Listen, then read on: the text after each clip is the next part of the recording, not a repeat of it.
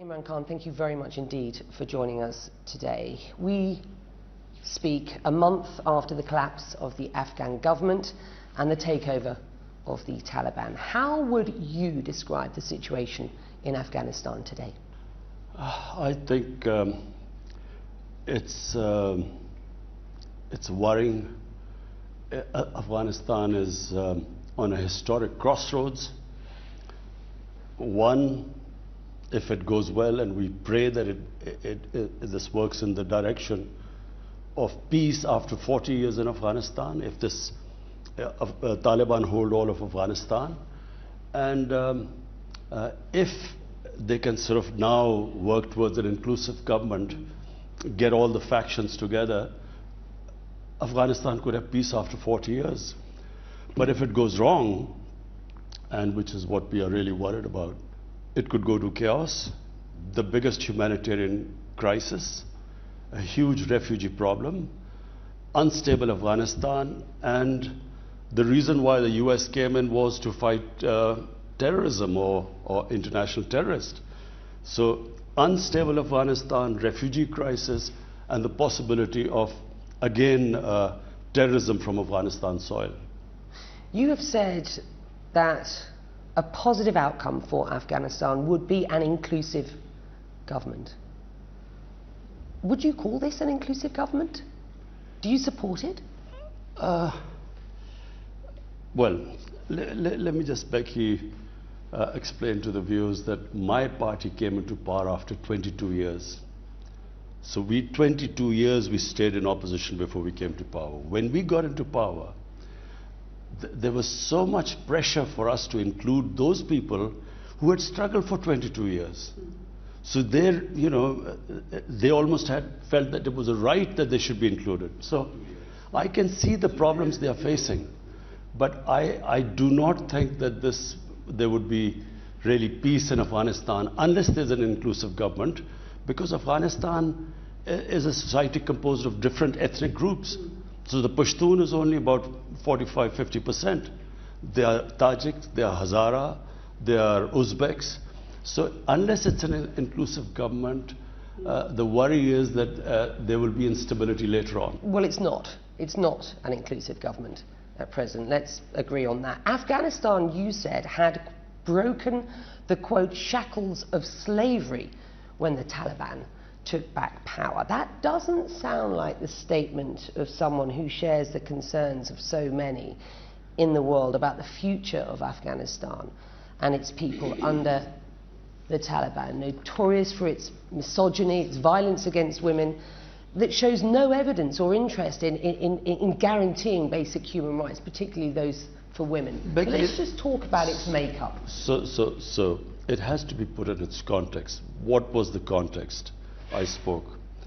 For the first time in history, in 74 history of Pakistan, we had what we called was trying to get rid of the colonial system of education. So colonial system of education was a tiny elite had this colonial English medium education, and the masses had another Urdu medium education. And this created two classes.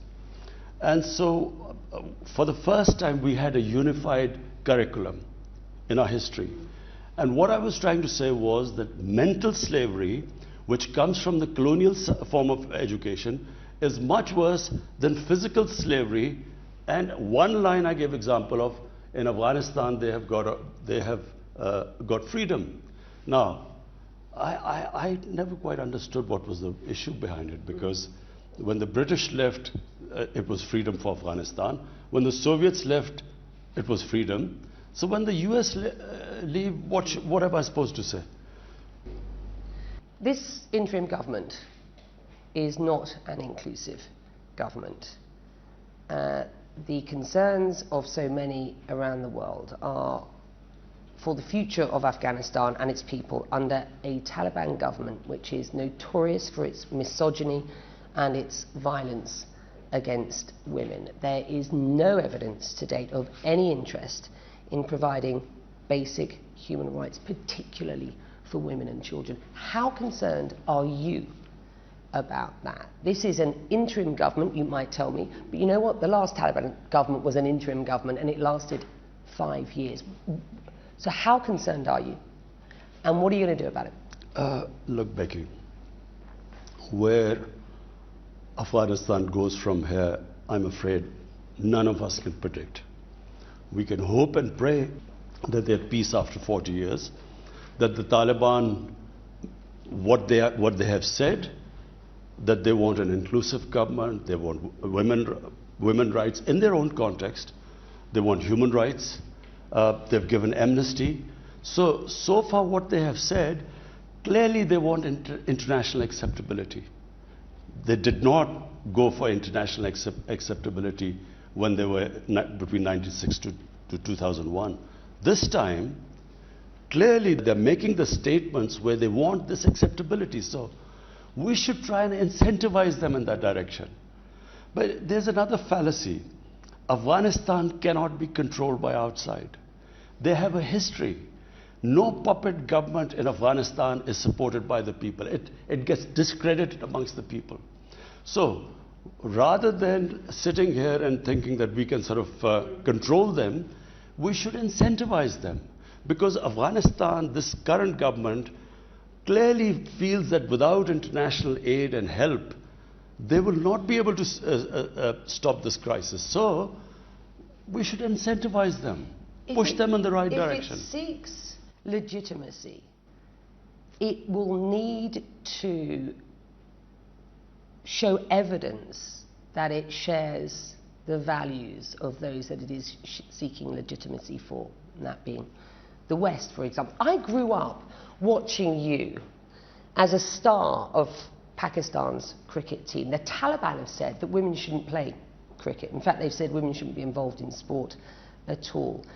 This is the sort of Taliban that we are seeing today. Do you support that? I mean, women have been protesting about more inclusivity, about their rights. We know women, first-hand experience, women are too frightened to come out their homes. They're too frightened to go to the workplace if they're allowed at all. They've been flogged. I mean, do you support their cause? Look, Becky, first of all, let us just compare what happened after the Soviets left in 1989 and compare to what the situation is right now when the US has departed from Afghanistan. When the Soviets left in 1989, the sort of bloodbath that took place, over 200,000 Afghans died in that bloodbath. Now compare that to what has happened now.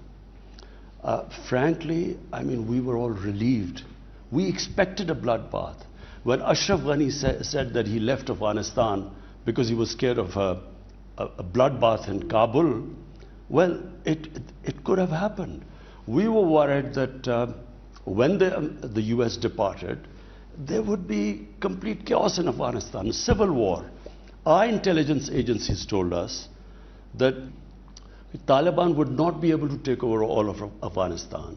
And if they tried to take over Afghanistan militarily, there would be a protracted civil war, which is what we were scared of, because we are the ones who would suffer the most. So therefore now, in that, bearing in mind what could have happened and what has happened, I feel give them time. I feel very strongly that it's a mistake to think that someone from outside will give Afghan women rights. Afghan women are strong. Give them time. They will get their rights. You've just alluded to your very real concerns about the risks of civil war, the risks to Afghanistan, and indeed the risks to Pakistan. I want to come back to your very real concerns about the risks to Pakistan's national security in a moment. But bear with me, you have criticised the US pullout. Let me start that again. You have criticised the US pullout from Afghanistan, describing America as having messed it up in Afghanistan.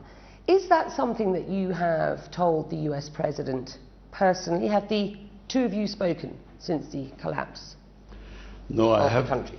I have spoken to, then he was Senator Joe Biden, way back in 2008. After 2006, we in Pakistan began to realize that this is now going to become a quagmire for the US. I went over to the US. I met Senator John Biden, Senator John Kerry, and Senator Harry Reid. I also addressed various think tanks in the US. And I tried to explain to them there is a history of Afghanistan. What the US is trying to achieve militarily, this is not going to happen. And so they will be stuck there. Our army chief in 2010, he went over to the US. He tried to tell President Obama that you are not going to have a military victory. The Afghan army is not going to be able to, the moment you go, it will wilt. So we were warning them beforehand. And when the US should have started from a position of strength to do a political settlement with the Taliban when there were 150,000 US troops there. Let me stop you there. You haven't spoken to the President of the United States since the collapse of the country to the Taliban, correct? No, I haven't. He hasn't called you since coming into office, correct? He's a busy man. Pakistan is a major non-NATO ally, and yet no call between you and the US President. Do you see this as punishment for supporting the Taliban while they were killing US troops? But you have to ask him why he's too busy to call. But let me just say one thing. I heard this, the Senate hearing going on, which Secretary Blinken was asked all these questions. I want to say this, and I hope that the American politicians would listen to this. You know, Pakistan is the country. Just because we sided with the US, we became an ally of the US after 9/11 in the war in Afghanistan. The suffering this country went through. At one point, there were 50 militant groups attacking our government. In the 80s, Pakistan joined the US against the Soviets. We trained the Mujahideen to do jihad in Afghanistan. Amongst them was Al-Qaeda, where Taliban were part of the Mujahideen groups. We trained them that foreign occupation, fighting against them, is a sacred duty, is jihad, is a holy war. Fast forward to 9/11, US needs us in Afghanistan. They asked us to join us. A lot of people said that we were abandoned in 1989. The US, after the war was over, left, sanctioned Pakistan. So come 2001, George Bush asked Pakistan to help. And he famously said, we will not abandon Pakistan again. Pakistan joined the US war in Afghanistan. Was I the Prime Minister? I would never have done that. Firstly, the same Mujahideen, now we are telling them because US has invaded Afghanistan, now it's terrorism. They turn against us. Then all the tribal belt of Pashtuns on our side of the border, the Pashtun nationalism kicked in. So they had all sympathies with the Taliban, not because religious ideology, because of Pashtun ethnicity. So you must understand what happened. No, I really want people to know. They turned against the Pakistan army as collaborators. So the jihadis turned against us, the Pashtuns turned against us, and the more we tried the military operations in civilian areas, the more collateral damage, the more. So we had 50 militant groups attacking us. And on top of it, they must also know, there were 480 drone attacks by the US in Pakistan. Only time a country has been attacked by its ally. So we almost went under. Had it not been for our army, a disciplined army and best intelligence agencies, you know, we lost 80,000 people. 80,000 Pakistanis died in it. And on top of it, rather than one word of appreciation, I saw them blaming us. Well, the fact they said there were safe havens in Pakistan. The fact is, Washington, it seems, just can't trust Pakistan. There are calls by lawmakers to reassess the relationship with Islamabad now, to reassess its status as a major non-NATO ally. This was the exchange during the US Secretary of State's congressional testimony on Afghanistan on Monday. Republican Keating, we used to hear we had a complicated relationship with Pakistan. I would say it is duplicitous. Anthony Blinken agreed with the assessment of the role that Pakistan has played over the past 20 years. This is the top diplomat, the US Secretary of State, and he went on to say this, Prime Minister, it's been a role that has involved hedging its bets constantly about the future of Afghanistan. It's one that involved harbouring members of the Taliban, including the Haqqanis. Is that true? And what's your response? They are ignorant. I was listening to them. I have never heard such ignorance. They are absolutely clueless, number one, about what happened in Afghanistan. They were all in a state of shock.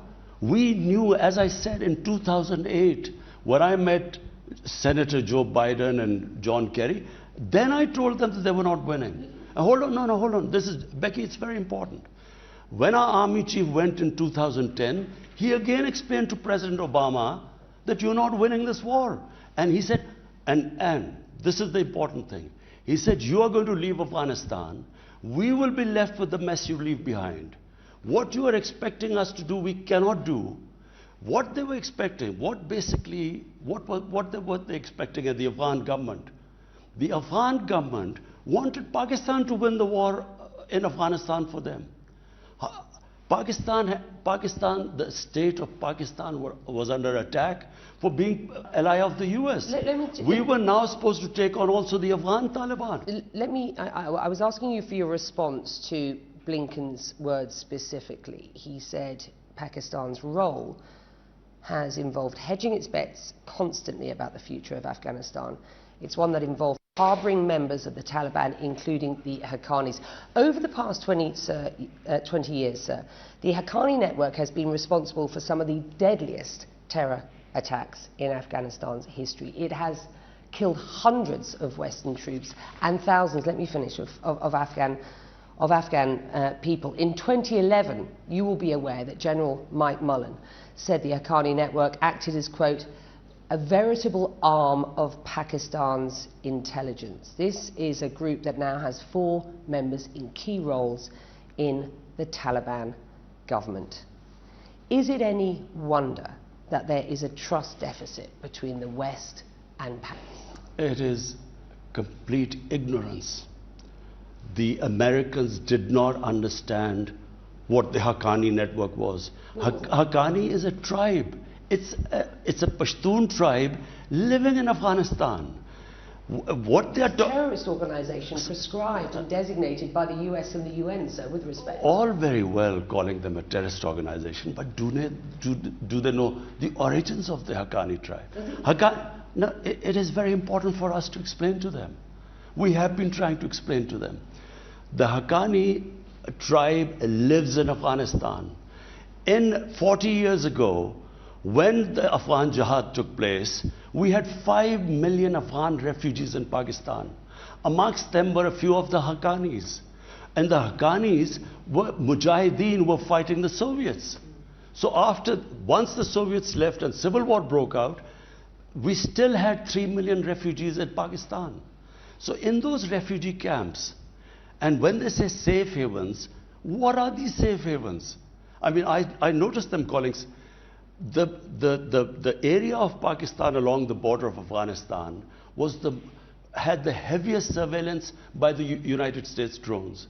If the United States drones conducted 480 drone attacks on its ally, surely they would have known if there were any safe havens. So, number one, one of the Haqqanis family they were born in a Pakistan refugee camp. So, what they were asking us was that in these refugee camps, 3 million people living in the refugee camps, we were supposed to check which one of them was Taliban and which not.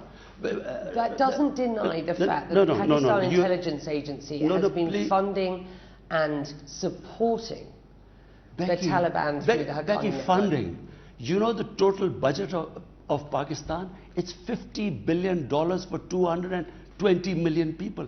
$50 billion. Americans were spending $300 million a day. They spent $2 trillion.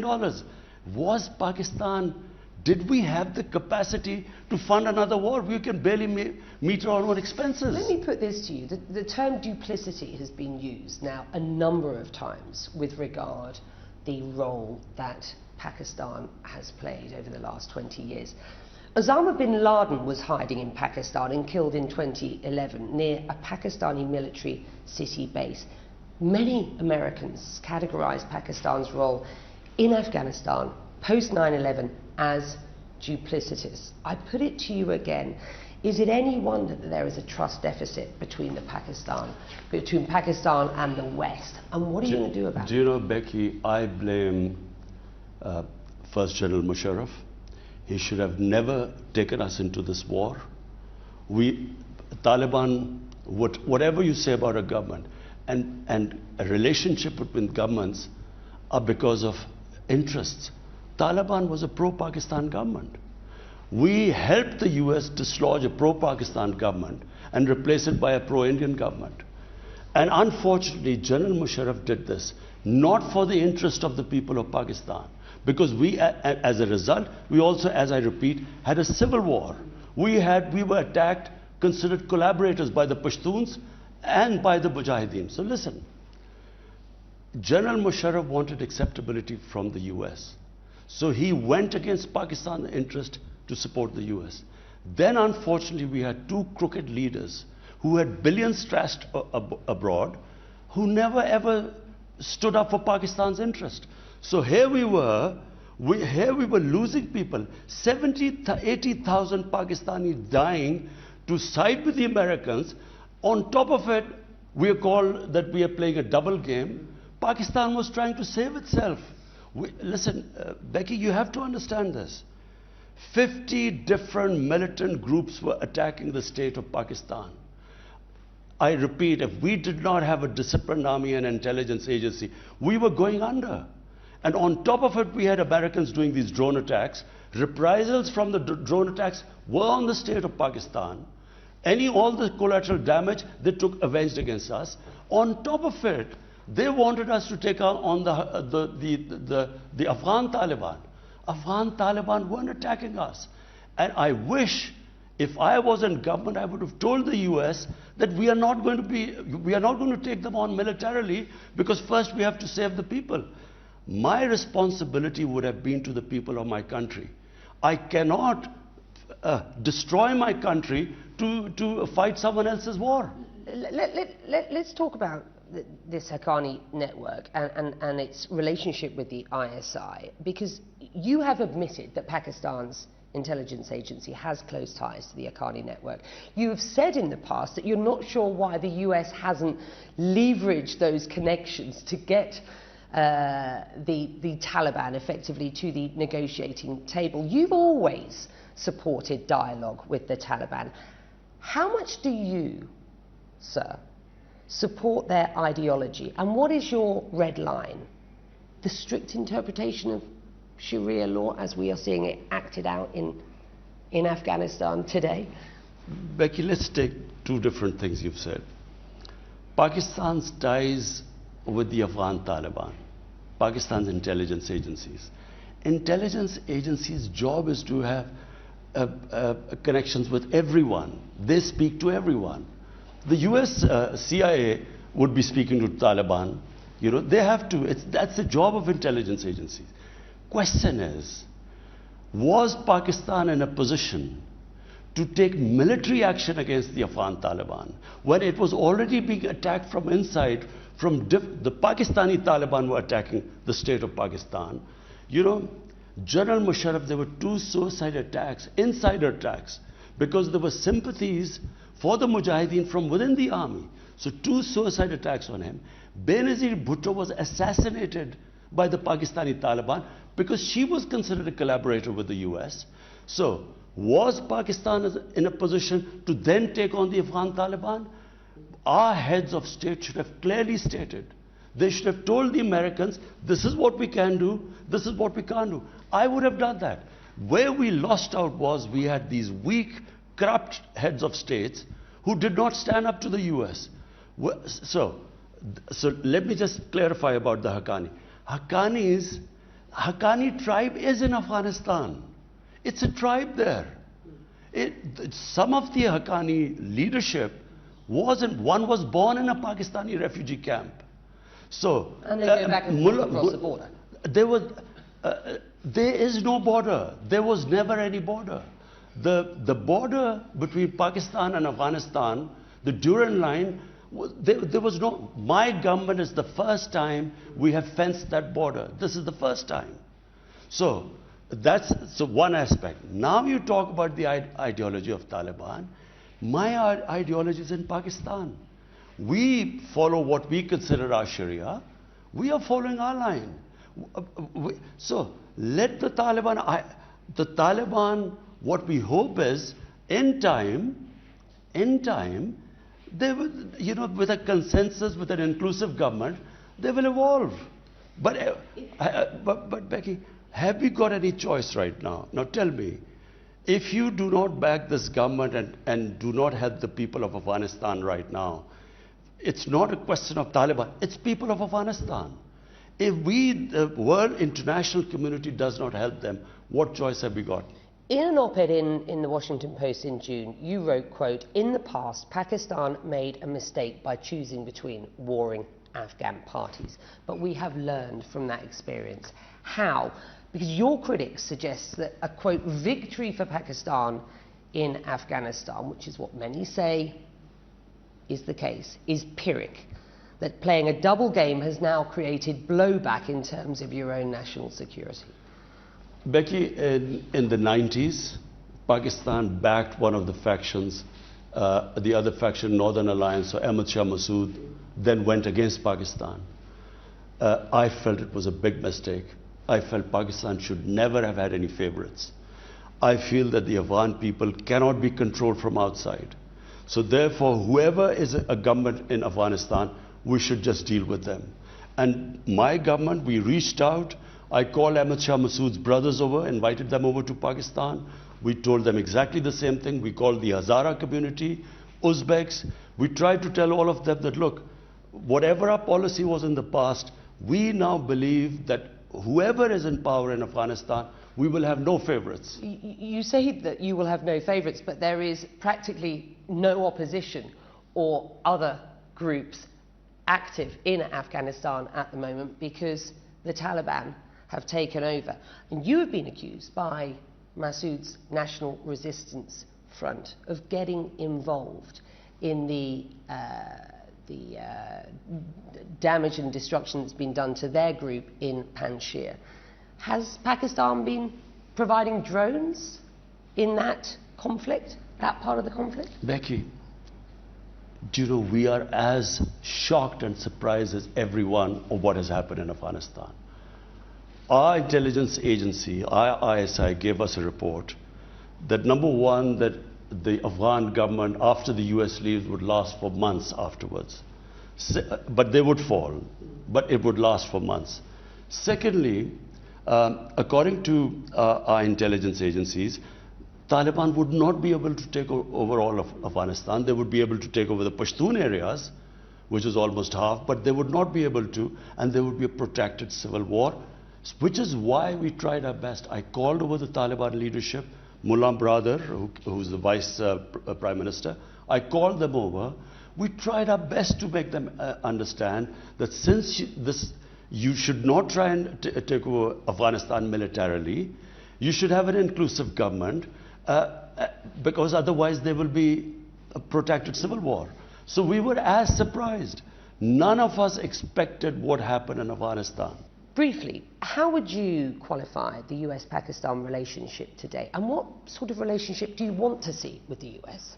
Unfortunately, you know, our relationship during this whole, the US occupation of Afghanistan was a terrible relationship. It was, the US said we are paying Pakistan, you know, and they paid us $9 billion for civilian aid and $11 billion for military aid. And they said, we're paying you, and so we were like a hired gun. In Pakistan, people, I'm not talking about the leadership because I think we were let down by our leadership. The people felt that here, by joining the US, we had these bombs going on everywhere. Benazir Bhutto was killed because of that. Our economy tanked. I mean, we $150 billion plus we lost to the economy. So here we were on this level. The US felt that we were supposed to make them win the war in Afghanistan, which we never could. And so therefore we had this terrible relationship based on mistrust. What I would like a relationship with the US is now, like the US has a relationship with India. You know, not one-dimensional relationship where they're paying us to fight.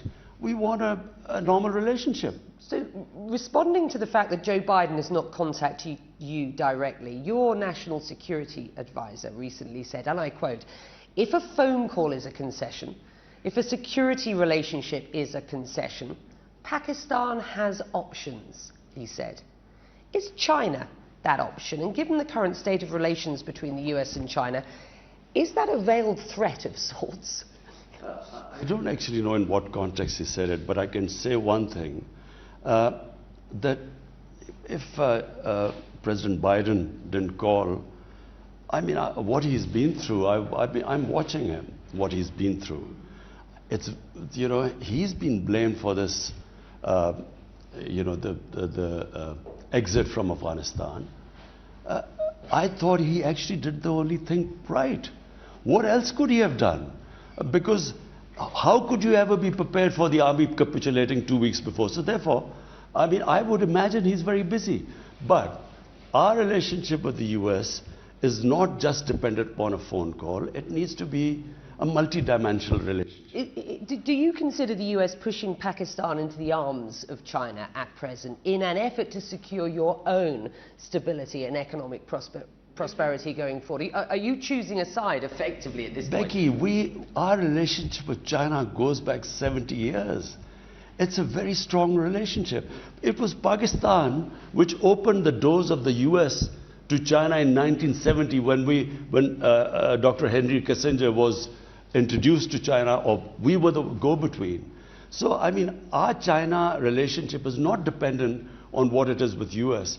We would like a normal relationship with the US, I repeat, like it has with India. Antony Blinken suggested that Pakistan's role in Afghanistan has been shaped by its concerns about its enemy and neighbour, India, and its role in Afghanistan. He didn't elaborate. Would you care to? Just out of interest. Of course. I repeat, we joined the US war, dislodged a friendly Pakistani, which was friendly to Pakistan, and got in a government that was pro-India. And India conducted a series of terrorist attacks within Pakistan. They backed Tehreek-e-Taliban, the Pakistani Taliban. They backed the Baloch terrorists, and they conducted a series of attacks. Recently, there was an attack on the Chinese, a terrorist attack. We know it was through Pakistani Taliban who were backed by the Indians. So, yes, it was. Look, a country 7 times the smaller of its eastern neighbor, 3 wars fought with them, and then in Afghanistan with 2,600 kilometer border with Pakistan. If a pro-India government comes in, obviously for the security of Pakistan, there was this worry that we would be hemmed in from both sides.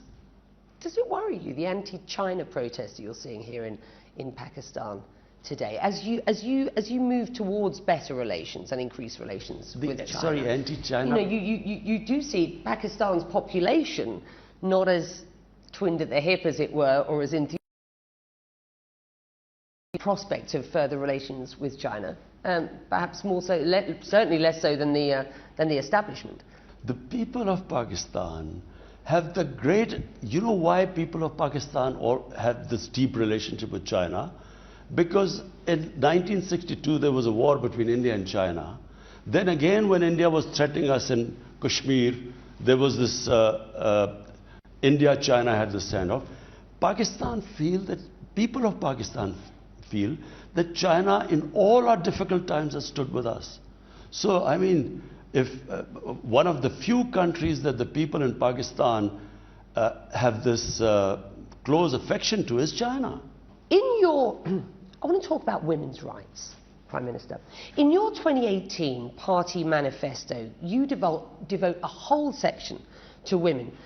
Quote, "We will effectively implement initiatives to increase women's access to education, healthcare, economic opportunity and legal protection." The women of Afghanistan today have nothing like that under this Taliban government. How much can you accept that they are rescinding women's rights? How much can you sit as a neighbour and accept that? Becky, if you empower your women through education, women will get their own rights. Which the Taliban won't allow for kids over the age of 8. As far as I've seen, that they have given statements that they will allow women to study in university and so on. Okay? We are hearing... In Pakistan, what we have done is we have actually paid stipends to poor families to get their girls to study in school. Because we feel if the child studies, if they have education, they will get their own rights. Are men and women equal in your rights? Just one point. No foreign country can impose women's rights on another country. The women in England went through a struggle to get their rights. The suffragettes went through a big struggle. I'm asking you because this is really relevant to the issue of this interim Taliban government. Should women have access to the same roles in public and in private life? Of course, women should have the ability in a society to fulfill their potential in life. So you won't be able to support a Taliban government that doesn't allow that? Is that what you're telling me? No. What I'm saying is that you cannot impose women's rights from abroad. It's never happened in human history. But what you can help them, and that's why the international community should engage with them, they should incentivize them. And so far... These are basic human rights. You can't incentivize a government... Incentivize them to educate with basic human rights. Becky, incentivize them to educate their girls, their women. They will get their rights. Afghan women are strong. Let me just talk about some issues of women's rights here, finally, in Pakistan. Earlier this summer, the daughter of a former Pakistani diplomat, Noor Muqaddam, died after being allegedly tortured and killed by an acquaintance. What's your response to that case? I'm following that case personally. It is one of the most horrific cases that shocked the country. And we will ensure that he gets punished. The state will ensure, and as I said, I'm following that case personally. Activists have demanded Parliament pass a law criminalising domestic violence. Where do you stand on that, and do you think that will happen? We have, our government has passed the maximum number of laws for protection of women. We have not only incentivized parents to send their child to school.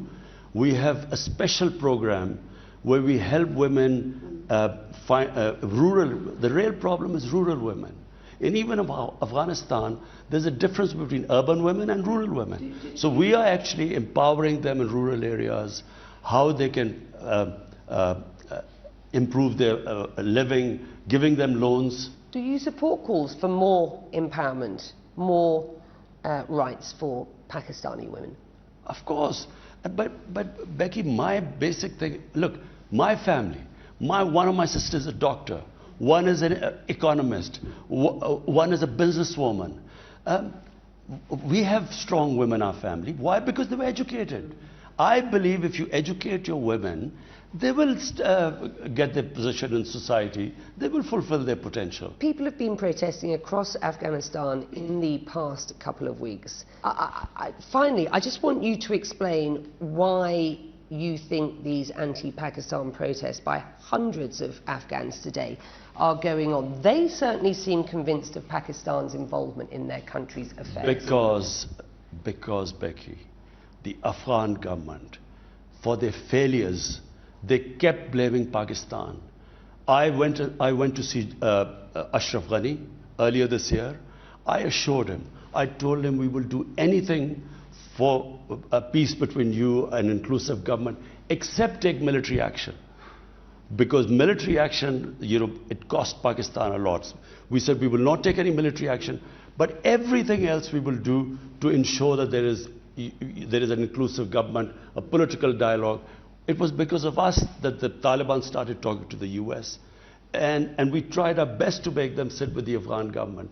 The Taliban were ready for having an inclusive government with everyone else, but they refused to sit with the Afghan government. They believed it was a puppet government. Now, the Afghan government kept blaming Pakistan. Unfortunately, the Afghan government is to be blamed. If the Afghan government had given good governance, if they had not so much corruption in their ranks, maybe they would have had more acceptability in Afghanistan. Why did 300,000 Afghan troops, why did they surrender without a fight? And if you do a proper analysis of that, you will know why the US failed and the Taliban succeeded. I promised to ask you about the risks to Pakistan's national security if the situation in Afghanistan doesn't improve. So explain what you believe those risks are and just how concerned you are at present. The biggest concern are refugees. We already have 3 million refugees in Pakistan. Our country cannot afford more refugees. We have come out of a very difficult economic situation. We cannot take more refugees.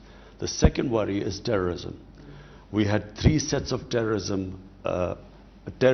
in Afghanistan using the soil to attack us: ISIS, Pakistani Taliban, and the Baloch terrorists. So if there is chaos in Afghanistan, if there's not stability there, then we have these 2 major problems looming in front of us. We are the country that is going to suffer the most. With that, we'll leave it there. Thank you.